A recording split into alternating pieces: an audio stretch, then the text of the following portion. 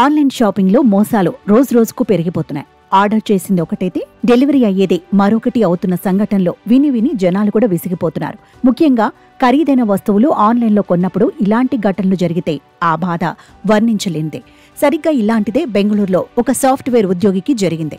బెంగళూరుకు చెందిన ప్రేమానంద్ అనే సాఫ్ట్వేర్ ఉద్యోగికి ఆన్లైన్లో చేదు అనుభవం ఎదురైంది. అమెజాన్లో ఏకంగా 1.87 లక్షల విలువైన Samsung Galaxy Z fold 7 smart ఫోన్ను ఆర్డర్ చేశారు.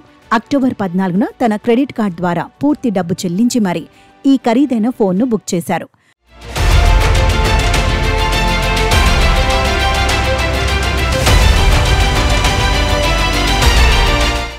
అయితే 5 రోజుల తర్వాత పార్సిల్ ఇంటికి వచ్చింది. ఈ దీపావళి పండుగకు కొత్త స్మార్ట్ ఫోన్ వస్తుందనే ఆనందంతో ప్రేమానంద్ పార్సిల్ తెరవడానికి సిద్ధమయ్యారు. అయితే ఆన్లైన్ మోసాల గురించి తెలిసినందున ఆయన ముందు జాగ్రత్తగా ప్యాకేజీని అన్బాక్స్ చేస్తున్న వీడియోను మొదటి నుండి చివరి వరకు రికార్డ్ చేశారు.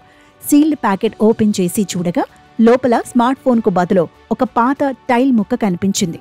లక్షల రూపాయలు చెల్లించుకున్న ఫోన్కు బదులు ఈ టైల్ ముక్క చూడగానే షాక్ అయ్యారు.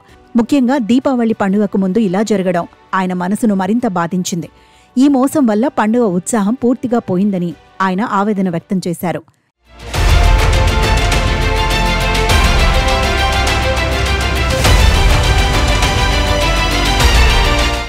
ఈ మోసంపై వెంటనే స్పందించిన ప్రేమానంద్ మొదట నేషనల్ సైబర్ క్రైమ్ రిపోర్టింగ్ పోర్టల్లో ఫిర్యాదు చేశారు.